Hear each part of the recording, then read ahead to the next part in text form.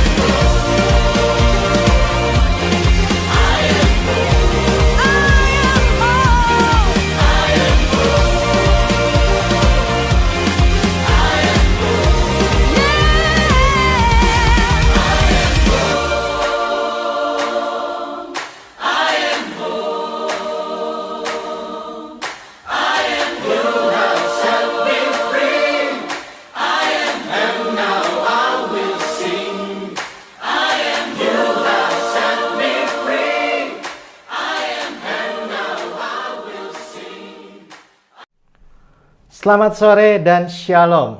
Welcome to Feast at Home. Dimanapun Anda berada, terimalah dengan iman pesan utama yang ingin Tuhan sampaikan di setiap feast kita, baik onsite maupun online, that you are loved.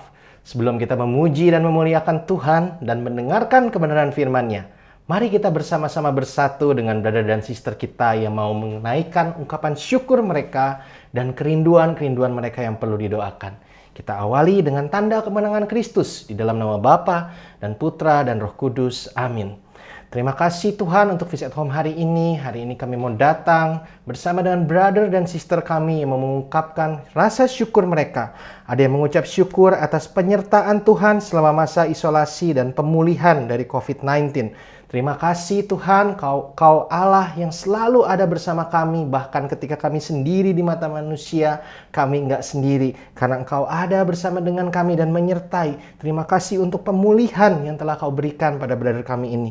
Ada yang mengucap syukur atas berkat finansial sehingga bisa melunasi lilitan hutang. Terima kasih Tuhan, Kau Allah yang menyediakan. Berikan terus juga hikmat Tuhan pada brother kami ini, biar dengan berkat finansial yang dia peroleh, dia bukan hanya bisa bebas dari lilitan hutang, tapi bisa mengolah setiap berkat yang telah Kau percayakan supaya nama-Mu boleh dipermuliakan. Kami juga mau menaikkan beberapa wujud doa ungkapan kerinduan brother dan sister kami.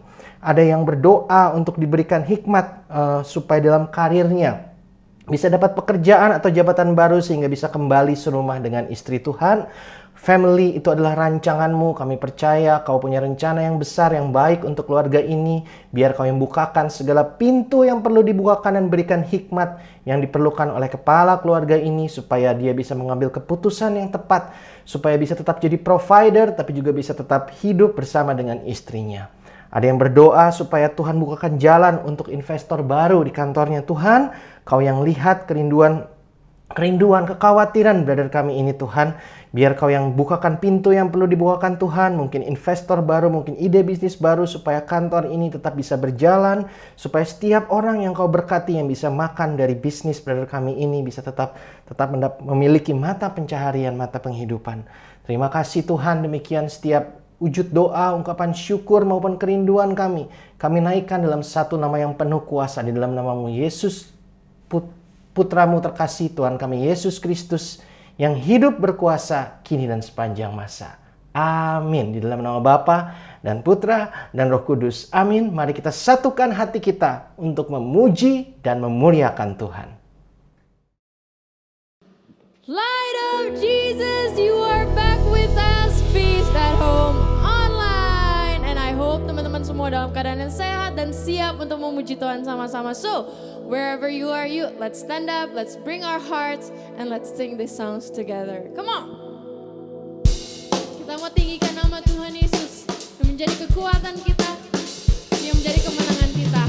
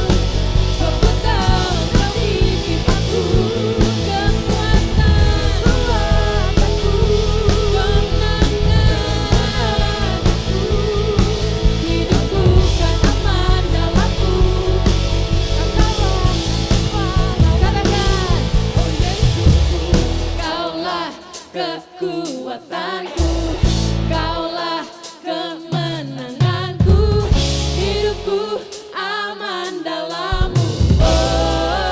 Teman-teman katakan, Kaulah kekuatanku, Kaulah kemenanganku, hidupku aman dalam-Mu. Say one more time. Kaulah kekuatanku, Kaulah kemenanganku, hidupku aman dalam-Mu. Katakan, oh Yesusku, oh Yesusku, Kau ada di pihakku.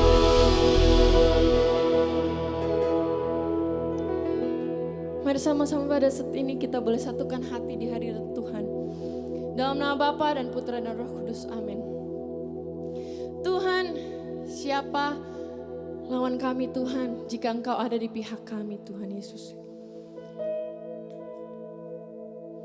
Seringkali kami berjalan dengan segala ketakutan, dengan segala kekhawatiran. Tapi izinkan kami sore hari ini Tuhan, saat ini meneguhkan hati kami kembali bahwa Engkau yang menjadi kekuatan kami, Engkau yang menjadi pembela kami, Engkau yang berjalan bersama kami Tuhan.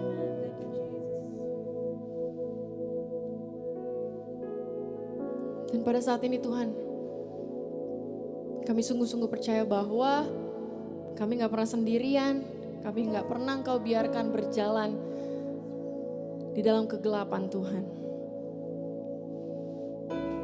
Because we know that I am not alone. You redeemed me, Lord.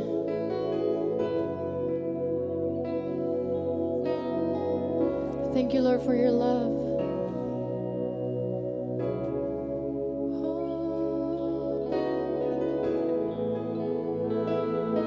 You are with me, Lord.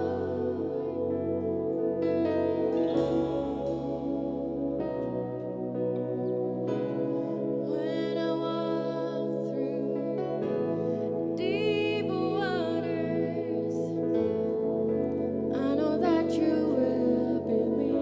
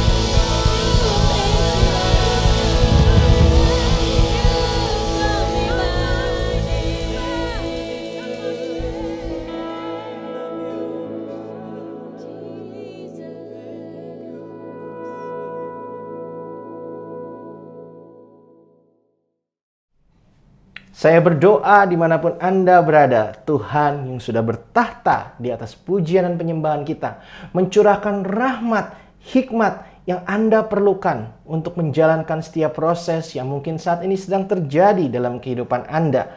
Percayalah, bersama Tuhan, Anda akan melihat kemuliaan-Nya dinyatakan. Kita memasuki minggu yang pertama dari tema baru kita yang berjudul Ascend. Selama 4 minggu ke depan, kita akan sama-sama hiking, naik gunung, melakukan spiritual hiking, memanjat 4 gunung yang ada di Perjanjian Lama. Kok manjat gunung ya? Apa hubungannya manjat gunung dengan tema tahunan kita dan subtema kita? Ascend ini akan menjadi tema pembuka dari subtema kita yang kedua tahun ini yang berjudul Restore. Selama 4 bulan pertama, kita mengizinkan Tuhan membangkitkan kembali roh kita, semangat kita untuk revive. Bangkit bersama Dia dalam perayaan Paskah kemarin. Sekarang kita mengimani setiap anak-anak komunitas kita akan dipakai Tuhan. Bukan hanya untuk duduk manis melihat restoration yang Tuhan lakukan. Tapi kita mau jadi pribadi pengikut Kristus yang dewasa, yang dipakai Tuhan untuk membawa rencana pemulihannya. Tapi kenapa harus diawali dengan naik gunung ya? Mari kita lihat dulu, apa sih makna puncak gunung bagi para penulis Perjanjian Lama? Puncak gunung ini kalau di Perjanjian Lama, orang-orang Perjanjian Lama, orang-orang dulu melihat puncak gunung sebagai titik pertemuan antara dunia manusia, bumi, dengan dunia Tuhan, surga. Sehingga di Perjanjian Lama, puncak gunung ini seringkali dipilih oleh Tuhan untuk menjadi tempat pertemuan dengan orang-orang yang udah kenal Dia sebelumnya, supaya bisa mengalami pengenalan yang lebih mendalam, menerima pewahyuan, revelation, menerima perutusan, sehingga ketika mereka turun dari puncak gunung itu, mereka jadi pribadi yang berbeda, yang lebih impactful, dipenuhi hikmat, dipenuhi kuasa. Nah, tapi kenapa di puncak gunung ya? Saya pribadi, saya nggak suka naik gunung. Kalau satu-satunya dan mungkin yang terakhir kalinya saya naik gunung itu adalah waktu SMA, karena acara wajib dari sekolah saya. Naik gunung itu capek guys. Capek dan prosesnya itu bisa berjam-jam, habis seharian sampai puncak gunung, menikmati pemandangan bentar, terus turun lagi. Tapi buat para pecinta alam, mereka bilang capek-capeknya itu worth. Buat mereka, pemandangan dari puncak gunung itu sesuatu yang worth, yang harganya layak dibayar dengan tenaga, dengan waktu mereka. Naik ke puncak gunung secara spiritual menandakan suatu proses yang oleh kita anak-anak Tuhan disebut bayar harga. Kalau sekedar untuk kenal sama Tuhan, untuk berelasi kembali dengan Dia, untuk connect, itu sudah kita lakukan di subtema kita revive.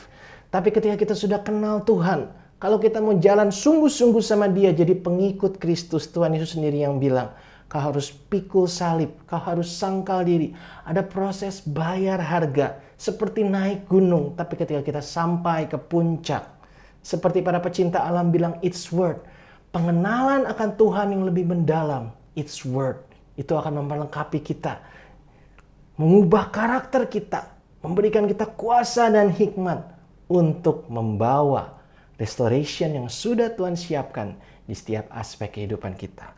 Are you ready to be blessed by God's Word today? Mari kita awali dengan mendoakan doa favorit kita di dalam nama Bapa dan Putra dan Roh Kudus. Amin. Say, today I receive all of God's love for me. Today I open myself to the unbounded, limitless, overflowing abundance of God's universe. Today I open myself to God's blessing, healing, and miracle.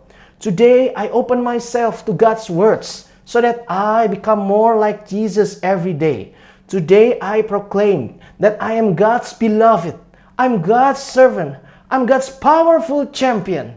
And because I am blessed, I'm blessing the world in Jesus' name. Mari kita angkat tangan kita dan hormati kebenaran firman Tuhan. Sing it together. Thy word is a lamp unto my feet and a light unto my path. Firman Tuhan hari ini diambil dari kitab Kejadian pasal yang kedua Ayat 7-8 mari kita baca bersama-sama. Ketika itulah Tuhan Allah membentuk manusia itu dari debu tanah dan menghembuskan nafas hidup ke dalam hidungnya. Demikianlah manusia itu menjadi makhluk yang hidup. Selanjutnya Tuhan Allah membuat taman di Eden di sebelah timur. Disitulah ditempatkannya manusia yang dibentuknya itu. Seperti yang saya bilang, selama 4 minggu ke depan kita akan manjat gunung bersama-sama dengan Tuhan. Ada gunung Moria, ada gunung Ararat, ada gunung Sinai. Tapi di minggu yang pertama ini kita akan naik suatu tempat yang mungkin orang nggak ngira ini gunung. Gunung Eden. Tempat di mana Tuhan menyediakan provision and promise. Pemeliharaan dan janji Tuhan. Mari kita satukan hati kita, Tuhan Yesus. Kami bersyukur untuk firman-Mu yang akan Kau nyatakan sebentar lagi. Berkuasalah Allah Roh Kudus atas hamba-Mu ini. Kuasai setiap perkataan mulut hamba supaya di dalamnya sungguh mengalir keluar kerinduan yang berasal daripada hati-Mu. Berikan kami semua hati seorang murid yang bisa menangkap kebenaran firman ini. Dan curahkan rahmat supaya kami bisa melakukannya. Supaya kami bersama-sama boleh kembali menemukan your provision and your promise di dalam hidup kami. Amin. Mari kita angkat tangan kita dan hormati kebenaran firman Tuhan.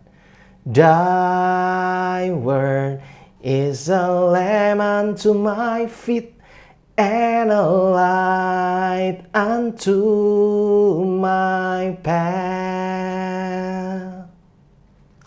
Ketika Tuhan memberkati saya dan Lisa dengan apartemen yang kami tempati sekarang, di hari serah terima unit itu, dari manajemen building saya menerima 2 hal, kartu akses dan kunci unit. Karena ternyata apartemen kami ini security-nya cukup ketat. Untuk masuk ke tower di mana unit saya berada, itu pun sudah harus dipakai akses card-nya. Lalu nanti di depan lift, kita pun harus tap sekali lagi di mana kita hanya bisa mengakses lantai di mana unit saya berada. Dan tentu saja untuk masuk ke dalam unitnya, harus pakai kunci yang sudah disediakan. Karena security-nya seketat ini, setiap teman-teman yang mau berkunjung ke unit saya, yaitu harus minta izin saya dulu, harus telepon ketika mereka sudah parkir, karena saya harus turun ke bawah, ngejemput mereka, memberikan mereka akses sementara. Itu untuk teman-teman saya, keluarga saya. Tapi beda dengan Lisa, dengan istri saya. Kalau ke dia, ya dia nggak perlu minta izin lagi. Saya langsung bikin duplikat kuncinya dan minta akses card-nya itu ada 2. Supaya kapanpun Lisa mau datang, bukan datang ya, mau pulang. Mau pulang ke unit saya, nggak perlu nunggu saya ada di rumah, nggak perlu minta izin sama saya. Kapanpun dia mau, dia bisa selalu datang, bisa selalu pulang ke unit kita, ke rumah kita. Apa hubungannya dengan firman hari ini? Ini pesan utama dari Tuhan buat kita hari ini. That you have access. Seperti Lisa punya akses untuk datang ke apartemen milik kita, Tuhan Yesus pun memberikan akses pada saudara dan saya, anak-anaknya, untuk datang ke Eden. Kapanpun kita mau. Hah? Datang ke Eden? Buat yang minimal udah pernah baca 6 halaman paling depan di Alkitab, pasti sudah familiar dengan istilah Eden. Taman di mana manusia pertama, Adam dan Hawa ditempatkan katanya. Di mana di situ mereka jatuh dalam dosa, sehingga mereka diusir keluar, nggak bisa balik lagi ke taman itu. Dan selang beberapa ratus atau mungkin 1000 tahun kemudian terjadi peristiwa air bah, di mana si Eden ini pun pasti tersapu oleh air bah.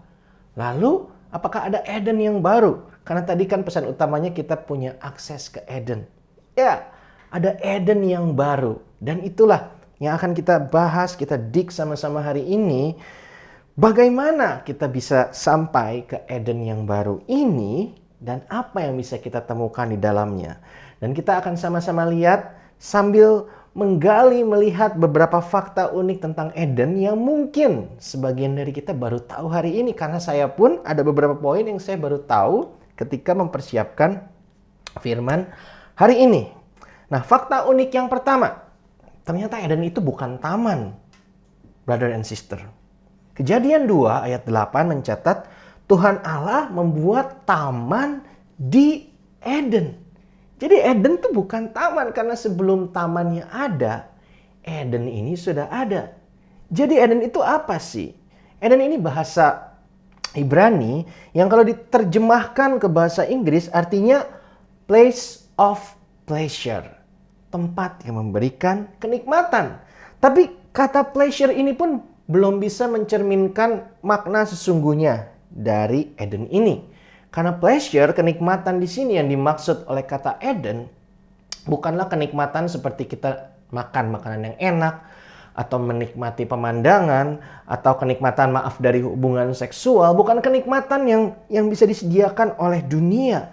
Ini adalah sesuatu yang bikin manusia merasa sepenuhnya utuh, damai, penuh, whole. Eden bicara tentang hadirat Tuhan. Hal pertama yang bisa kita temukan di Eden yang baru adalah presence of the Lord. Hadirat Tuhan. Jadi ketika Tuhan menciptakan Adam dan Hawa, hal pertama, tujuan pertama dari manusia diciptakan itu bisa dilihat dari di mana Tuhan menempatkan manusia. Kita, saudara dan saya, diciptakan untuk berada di dalam hadirat Tuhan. Tuhan menciptakan manusia pertama-tama bukan untuk melakukan sesuatu, tapi untuk berada dalam hadiratnya, untuk menerima kasihnya, untuk berelasi dengan dia. Awal mulanya Tuhan menciptakan Adam dan Hawa. Hal pertama yang dilihat oleh Adam ketika patung itu dihembuskan nafas kehidupan berubah jadi makhluk hidup adalah Bapaknya di surga penciptanya. Sama seperti saudara dan saya, ketika roh kita pertama kali diciptakan, kita berada dalam hadirat Tuhan. Baru setelah sperma dari papa kita berjumpa dengan sel telur dari mama kita, Gereja Katolik percaya ketika pembuahan terjadi di situ sudah ada kehidupan. Roh kita masuk ke situ, ke tubuh jasmani kita. Makanya sampai sekarang Gereja Katolik konsisten menolak aborsi. Bahkan di hari pertama ketika sel telur dan sperma dibuahi, kita percaya mengimani, seperti yang diimani juga oleh bapak-bapak gereja, di situ sudah ada kehidupan. Manusia didesain untuk tinggal dalam hadirat Tuhan, untuk berelasi dengan Tuhan. Ketika Tuhan menciptakan Adam dan Hawa, dia ingin Adam dan Hawa itu terus ada di Eden, ada di hadiratnya, berelasi dengan dia. Sehingga lewat relasi itu, karakter, cara hidup Adam dan Hawa itu dibentuk jadi semakin mirip dengan Tuhan, dengan Bapaknya. Jadi seperti Tuhan Yesus. Karena manusia diciptakan menurut gambar dan rupa Allah, manusia itu harusnya hidup seperti cara Allah menjalani kehidupan kalau dia jadi manusia. Kita bisa lihat itu dalam diri siapa? Dalam diri Yesus. Cara Yesus menjalani hidup, itulah versi normalnya manusia harusnya hidup kayak gimana. Di mata penciptanya, di mata Bapa kita di surga, manusia itu harusnya seperti Tuhan Yesus semua. Di mana kita, manusia yang sudah jatuh dalam dosa, kalau ngelihat cara Yesus hidup, bilang itu nggak normal. Normalnya di mata sebagian besar manusia adalah manusia itu gampang marah, manusia itu gampang nafsu, manusia itu susah mengendalikan diri, manusia itu mudah jatuh dalam dosa. Itu versi normal yang diajarkan oleh dunia. Tapi buat pencipta kita, versi normalnya manusia itu seperti apa? Ya harusnya seperti Tuhan Yesus. Jadi ketika Tuhan menciptakan Adam dan Hawa, dia mau berelasi, membentuk karakter mereka, dan dia nggak berhenti di situ. Dia mau mendampingi juga Adam dan Hawa. Ketika besarin si Kain, Abel, Set, dan anak-anaknya yang lain, Tuhan mau dampingi. Tuhan pun mau berelasi dengan anak-anak mereka. Sehingga akhirnya taman ini nanti dipenuhi oleh orang-orang yang karakternya itu semua seperti Tuhan Yesus. Sehingga akhirnya bumi ini akan dipenuhi oleh orang-orang yang karakternya semua seperti Tuhan Yesus. Itu rencana awal Tuhan. Gak usah muluk-muluk seluruh isi bumi jadi seperti Tuhan Yesus. Bayangkan, kalau besok kita bangun 50% penduduk dunia aja karakternya persis seperti Tuhan Yesus. Oh, dunia udah langsung berubah jadi tempat yang lebih baik. Rencana Tuhan itu awalnya baik. Dia ingin memenuhi bumi ini dengan manusia yang karakternya sama seperti dia, yang adalah kasih. Dan itulah tujuan lain dari Adam dan Hawa diciptakan. Tujuan utama untuk berada dalam hadirat Tuhan, untuk berelasi dengan dia. Hal pertama yang bisa kita temukan di Eden, His presence. Yang kedua, kalau kita terus berelasi dengan dia, kita bisa menemukan tujuan hidup kita. Seperti Adam dan Hawa, ketika Tuhan menciptakan Adam, dia sudah memberikan tujuan. Tujuan yang oleh Adam sebagai imam pertama harusnya dia ajarkan juga ke istrinya. Kejadian 1 ayat 27 sampai 28. Tujuan hidup manusia. Tujuan hidup manusia pertama Adam. Beranak cuculah bertambah banyak, penuhilah bumi. Tuhan ingin manusia yang punya karakter seperti Kristus memenuhi bumi. There is purpose di dalam Eden, di dalam hadirat Tuhan. Hal kedua yang bisa kita temukan di dalam Eden, di dalam relasi dengan Tuhan, di dalam hadiratnya adalah purpose, tujuan hidup. Jadi di mana Eden itu berada? Eden yang baru. Karena Eden bicara bukan tempat tapi hadirat Tuhan. Eden yang baru itu bisa di mana aja. Bapak, Ibu, Saudara, brother and sister. Pekerjaan kita, keluarga kita, pelayanan kita, pergaulan kita, semua itu bisa jadi Eden selama ada hadirat Tuhan di situ. Tapi kalau kita lihat tujuan yang Tuhan tanamkan ketika menciptakan manusia, kita tuh bukan nyari-nyari Eden loh. Justru kita tuh harus membawa Eden. Dimanapun Anda berada, kantor Anda, keluarga Anda, Tuhan memanggil Anda untuk membawa hadiratnya ke situ. Tuhan memanggil Anda untuk menjadi representasinya. Tuhan memanggil manusia buat jadi co-ruler. Dia bilang, berkuasalah, taklukkanlah bumi. Tapi bukan diperlakukan sesuka hati manusia. Tapi diatur, diperintah, dikuasai oleh manusia yang punya karakter Kristus. Tuhan ingin manusia itu menjadi representasi Dia di bumi ini. Tuhan memanggil Anda, saudara dan saya, untuk membawa Eden, hadiratnya di pekerjaan kita, di keluarga kita. Kalau kita mau lakukan itu, kita akan menemukan purpose dalam relasi dengan Tuhan. Ketika orang berelasi dengan Tuhan secara intim, secara akrab, dia akan menemukan tujuan hidupnya. Apa yang harus saya lakukan di bisnis ini? Apa yang harus lakukan dengan anak saya? Apa yang harus saya lakukan di keluarga ini? Itu semua, kalau kita mau ketemu yang sejati, yang buahnya baik, hanya bisa didapatkan kalau kita stay dalam hadirat Tuhan, berelasi dengan Dia. Dan Tuhan ini baik. Jadi Dia bukan cuma menciptakan lalu suruh manusia untuk usaha dengan kekuatannya sendiri. Tuhan sediakan resorts. Nah, itulah makna taman. Edennya udah ada, Tuhan ciptakan taman. Setelah Tuhan memberikan purpose, Tuhan juga menciptakan taman sebagai provision, bekal buat manusia, buat Adam dan Hawa untuk beranak cucu, untuk berkembang biak. Mereka juga butuh makan.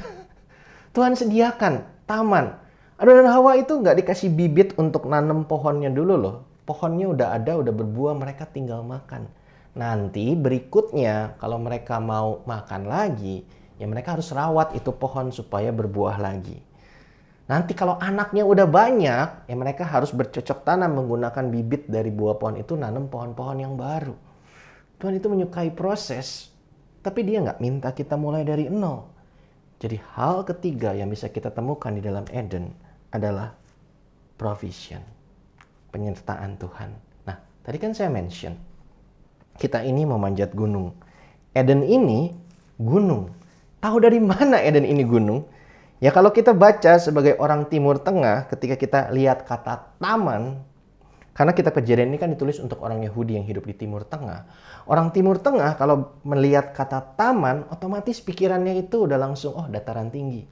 Karena di Timur Tengah yang tandus, yang namanya taman itu hanya bisa ada di dataran tinggi, di mana iklimnya lebih kondusif untuk tumbuh-tumbuhan itu bisa tumbuh. Yang kedua, bukan hanya sekedar dataran tinggi. Kenapa kita bilang para bapak gereja ahli kita percaya Eden ini adalah gunung? Karena di Kejadian 2, pasal yang ke-10 dibilang ada suatu sungai mengalir dari Eden. Namanya sungai itu mengalir dari tempat yang tinggi ke tempat yang lebih rendah. Ada sungai mengalir terbagi jadi 4 cabang ke berbagai daerah. Tandanya Eden ini ya ada di gunung, karena mata air itu keluar dari gunung turun ke bawah. Lalu apa hubungannya dengan kita yang hidup di zaman modern ini? Ngelihat nature bahwa Eden ini adalah gunung. kita bisa melihat nature-nya Tuhan memprovide, membekali kita. Bayangkan awalnya Tuhan sediakan suatu taman di mana mereka bisa melakukan purpose panggilan Tuhan untuk mereka beranak cucu.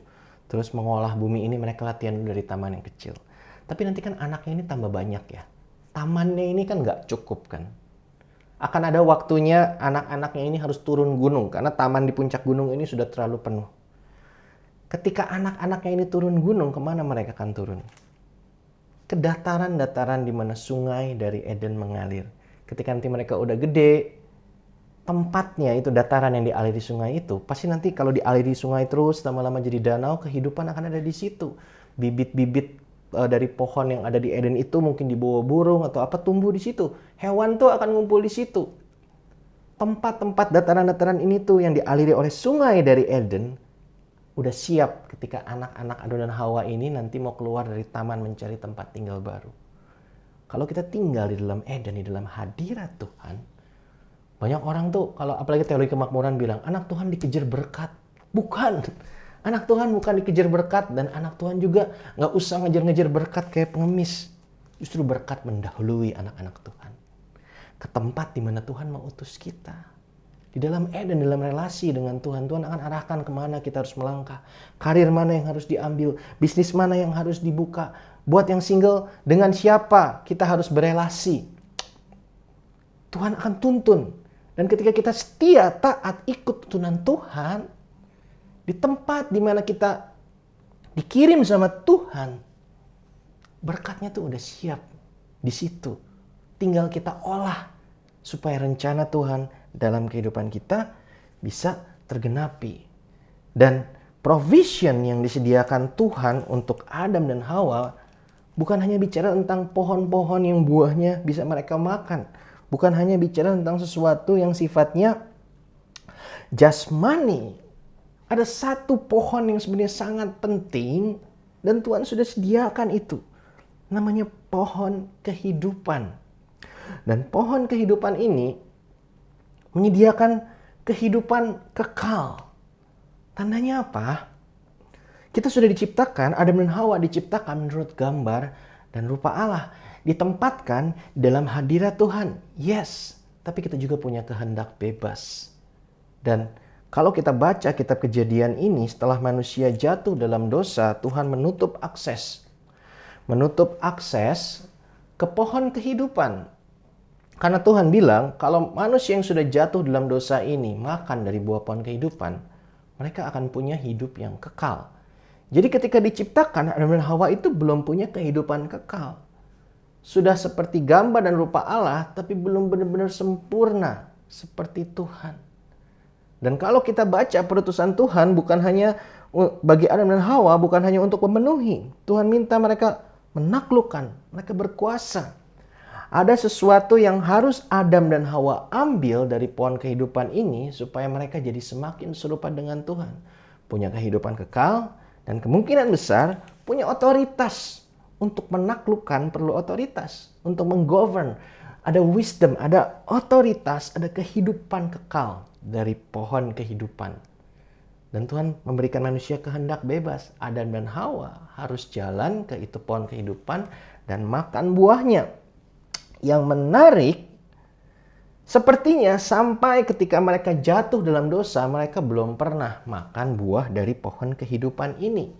Kenapa ya? Dan apa hubungannya dengan kita yang hidup di masa modern ini?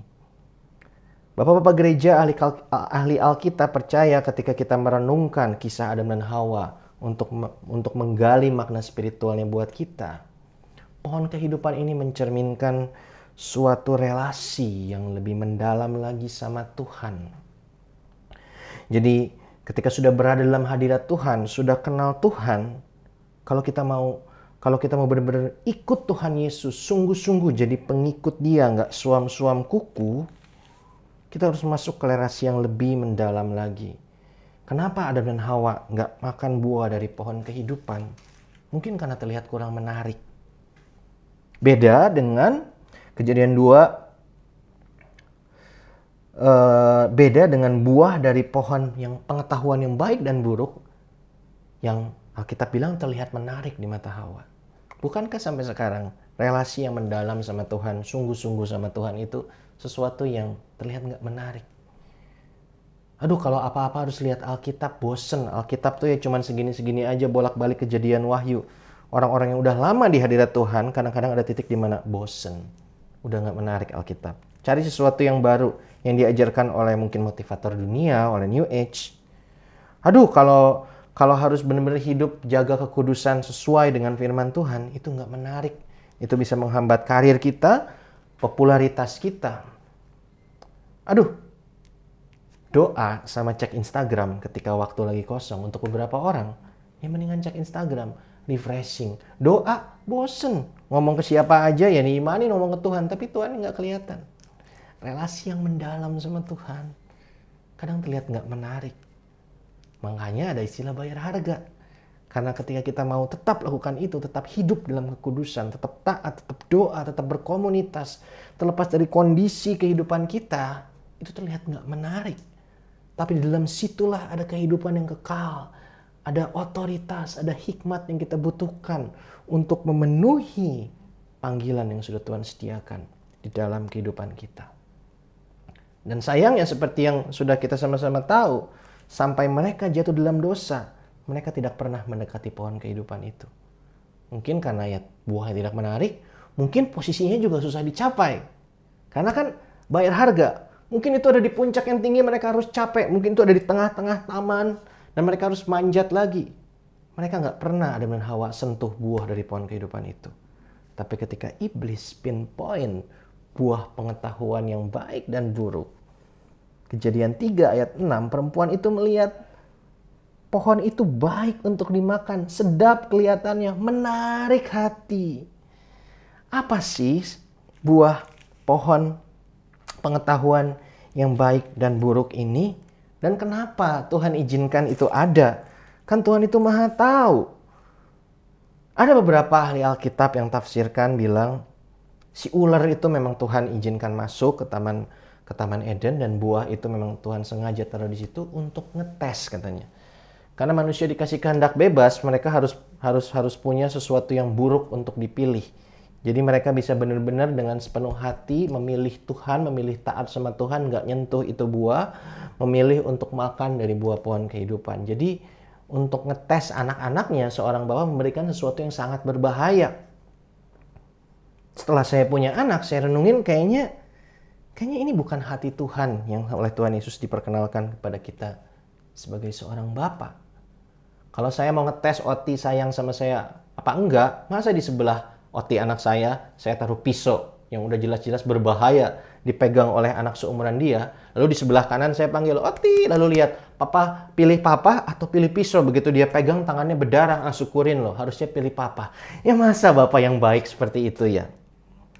Ketika saya merenungkan dan baca ulang untuk tahu makna dari buah pengetahuan yang baik dan buruk ini, ada sesuatu yang menarik. Karena setelah makan buah ini, manusia sadar mereka telanjang. Jadi tadinya mereka nggak sadar mereka telanjang, nggak ngerti makna telanjang. Setelah mereka makan buah ini, mereka sadar makna telanjang.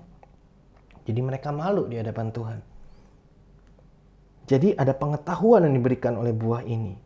Tapi kalau dipikir-pikir dengan kondisi manusia saat itu, kalau di dunia ini namanya manusia memang cuma ada Adam dan Hawa, apalagi panggilan utamanya beranak cucu, ya nggak masalah ya mereka juga telanjang ya. Kan di dunia cuma ada Adam dan Hawa, panggilan utama aja beranak cucu, ya nggak masalah mereka telanjang ketika itu. Loh, kan ada Tuhan, malu, kan di Eden ada Tuhan. Lah, di mata Tuhan, ketika saya lihat Oti pertama lahir nggak pakai baju, ya kita tuh akan selalu seperti itu. Makanya Tuhan Yesus bilang, kalau kamu mau masuk kerajaan surga, datanglah dengan iman seperti seorang anak kecil, seorang bayi. Dia nggak akan malu telanjang di hadapan papanya. Oti ketika pertama baru lahir telanjang, tapi dia senang lihat saya, lihat Lisa. Jadi di momen itu, Adam dan Hawa memang belum butuh tahu makna telanjang itu apa. Belum waktunya. Tapi ketika mereka sudah beranak cucu, ketika di dunia ini sudah banyak manusia, ya mereka perlu tahu konsep ketelanjangan itu apa. Jadi buah pengetahuan yang baik dan buruk menandakan sesuatu yang Tuhan tuh sebenarnya mau kasih loh ke manusia. Nanti kalau kehidupan manusia sudah semakin kompleks, mereka bukan satu-satunya manusia di bumi, Tuhan mau ajarin mereka kok konsep ketelanjangan, konsep pakaian. Saya percaya Bapa yang baik, Tuhan itu nanti mau kasih buah pengetahuan itu ketika sudah waktunya dibutuhkan. Tapi Adam dan Hawa, mereka nggak mau nunggu. Mereka curigaan sama Tuhan. Dibisiki iblis, oh ada sesuatu yang Tuhan sembunyikan. Apa maknanya buat kita di manusia yang hidup di zaman modern ini?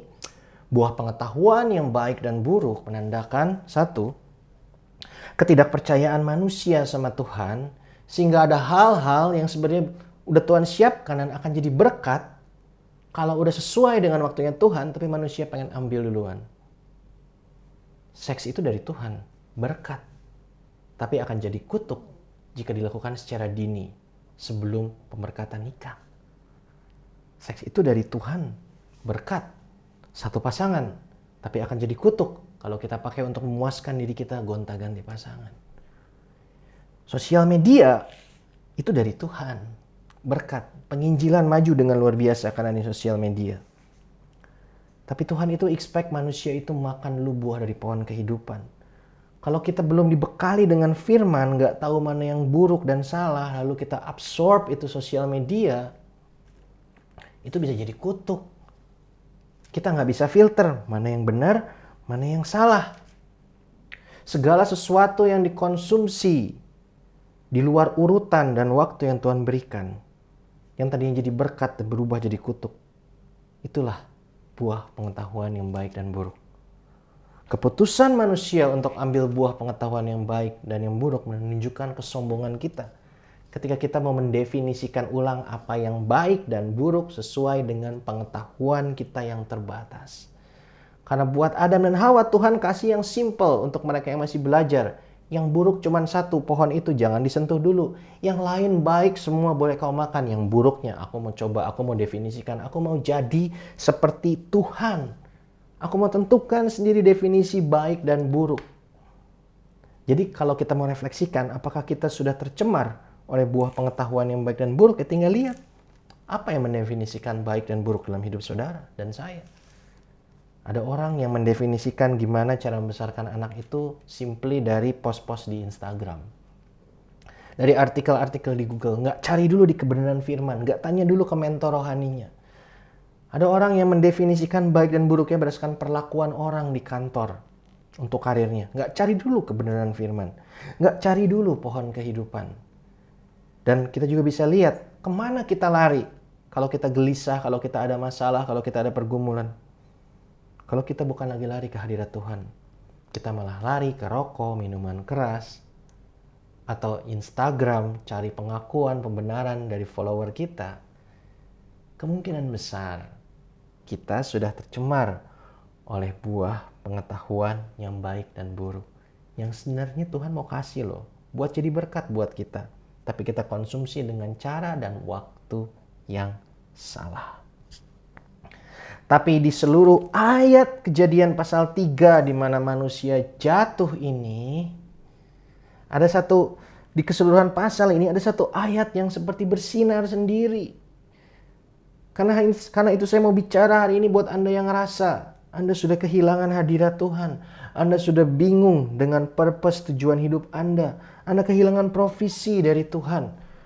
Mungkin waktu awalnya Anda nikah, Anda mensyukuri pasangan hidup Anda, tapi sekarang dia terlihat jadi seperti beban. Mungkin ketika punya anak pertama kali Anda lihat itu sebagai berkat, Anda semangat. Tapi tiba-tiba anak Anda ini jadi bikin masalah, jadi beban. Karir Anda, keluarga Anda, pelayanan Anda, apapun itu. Di mana Anda mulai bingung, purpose dari Tuhan itu apa? Provision dari Tuhan sepertinya nggak ada. Anda nggak bisa lagi merasakan hadirat Tuhan. Karena mungkin Anda sudah tercemar dengan buah pengetahuan yang baik dan buruk. Kita punya Bapa yang baik. Poin terakhir. Di dalam hadirat Tuhan, kita bisa menemukan janji Dia. The promise of the Lord. Kejadian 3 pasal 15. Ketika manusia jatuh dalam dosa, Tuhan sudah menjanjikan. Akan ada bibit, akan ada benih keturunanmu, kata Tuhan pada Hawa, akan menghancurkan keturunan si ular. Manusia kehilangan otoritas ketika mereka udah nurut sama si ular. Mereka memberikan otoritas yang Tuhan berikan pada mereka, pada si iblis, sehingga dunia jatuh di dalam dosa. Tapi Tuhan menjanjikan akan ada waktunya.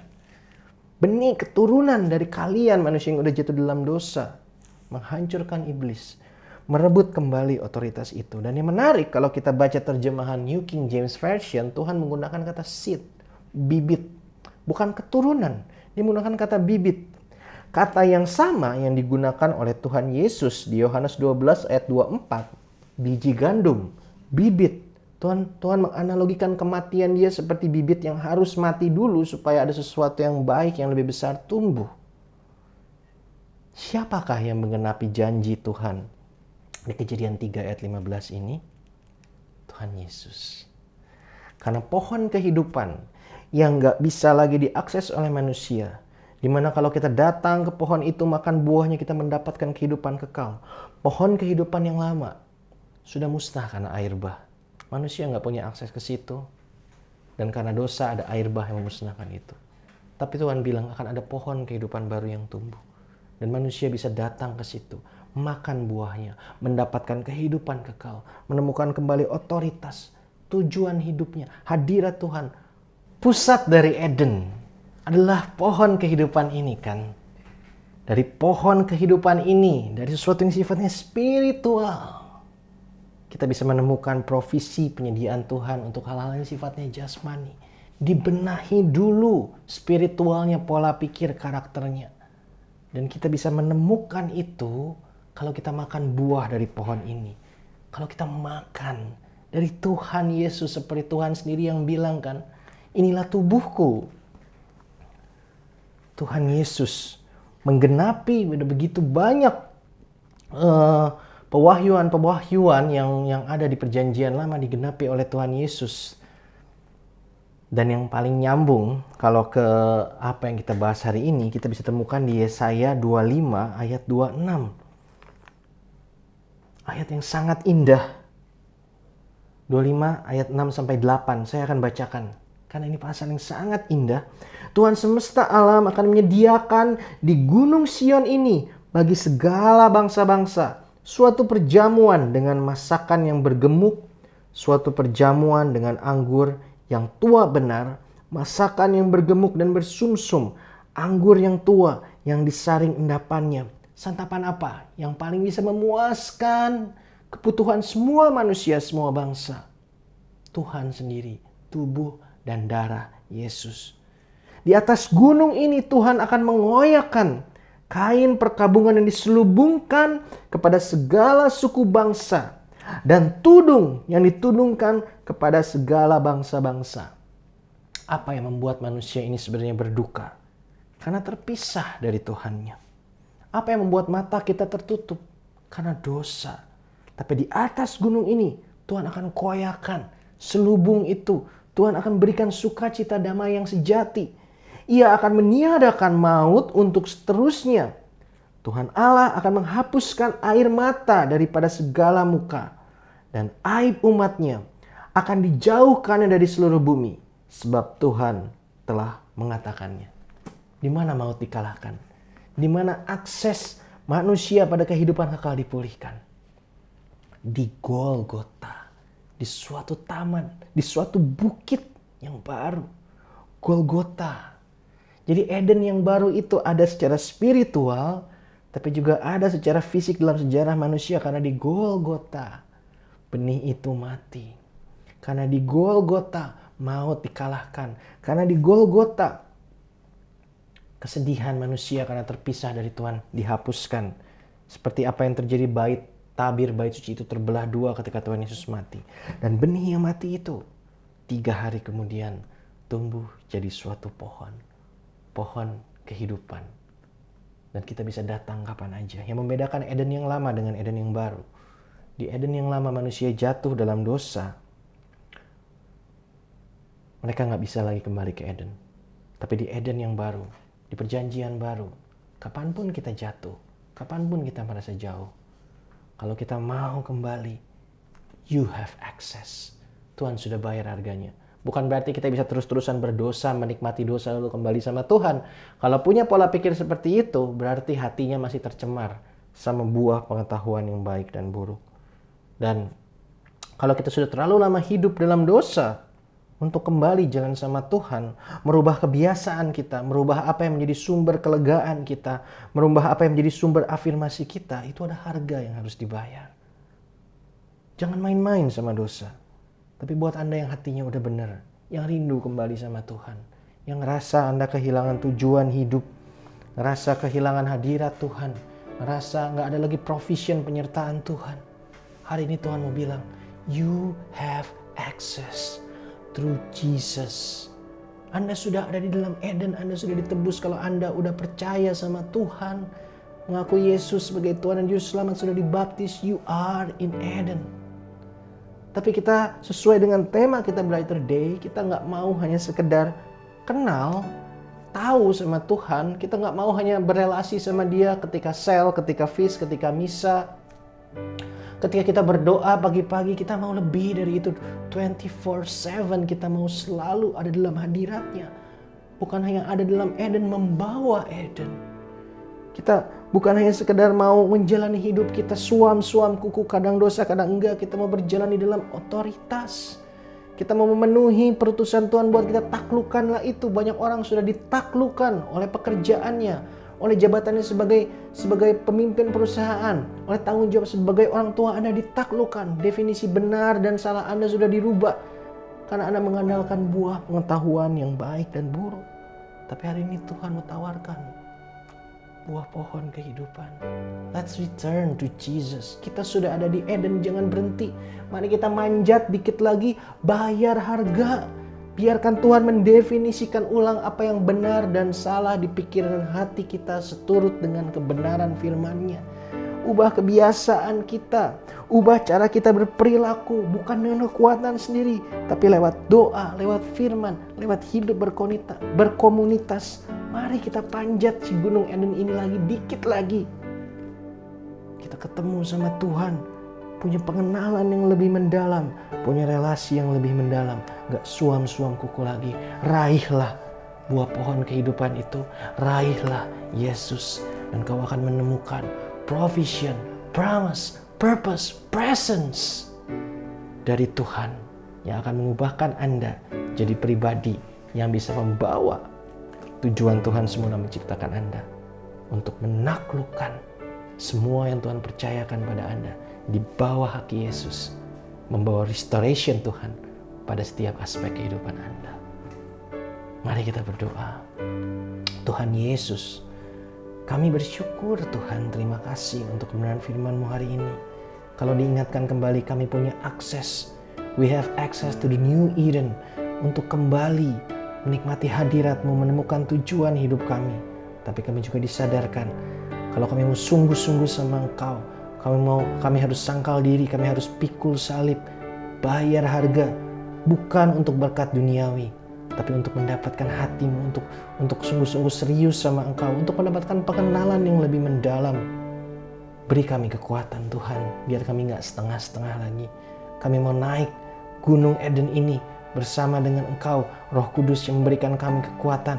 Dan biar kami semua yang menyaksikan tayangan ini, hamba berdoa, boleh menemukan pewahyuan yang lebih mendalam lagi, menemukan otoritas, panggilan, pewahyuan Tuhan untuk kehidupan mereka, sehingga kami boleh melihat bagaimana kuasa pemulihan dari Tuhan, restoration from God, bukan hanya memulihkan hidup kami, tapi mengalir melalui kami. Jadikan setiap dari kami Tuhan agen-agen pemulihan untuk memulihkan dunia yang sudah gelap, sudah jatuh dalam dosa ini. Hiduplah di dalam diri kami, dan biar kami boleh melihat brighter day yang sudah Kau siapkan terrealisasi melalui kuasa-Mu yang bekerja melalui kehidupan kami. Hanya dalam satu nama Tuhan yang penuh kuasa, di dalam nama-Mu Tuhan Yesus, kami telah berdoa dan mengucap syukur.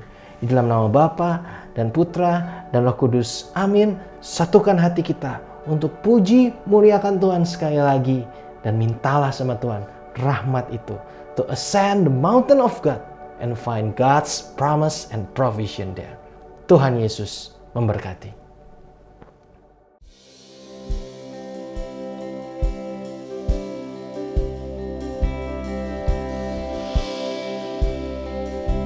Kami senantiasa mencari wajah-Mu Tuhan.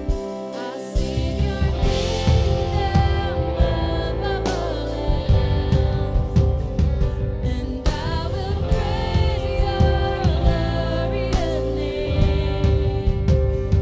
'Cause you're the one who lifts my head high.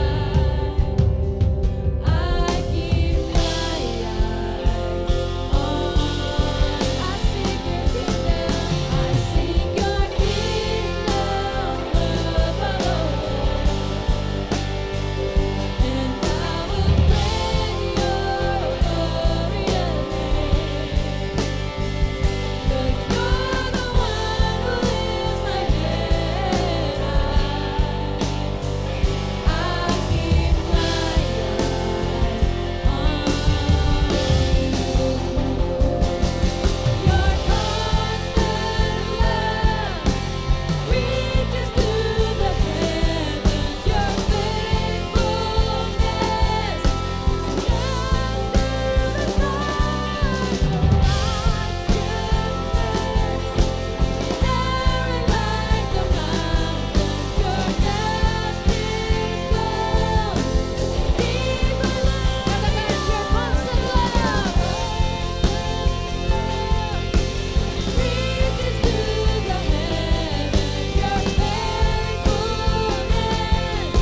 extends to the stars. Your righteousness narrow like the mountains. Your justice goes deeper than the ocean. Praises be to your name.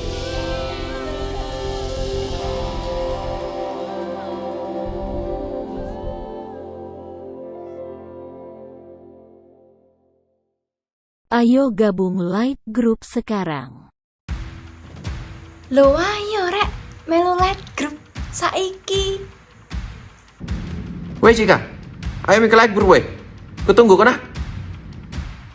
Yuk, wong Jambi join ke light group bae. Wong Jambi, wong kita galo. Horas, eta nasiham, roho LG nami. Mau lihat. Ayo melok light group kita. Sekarang nah.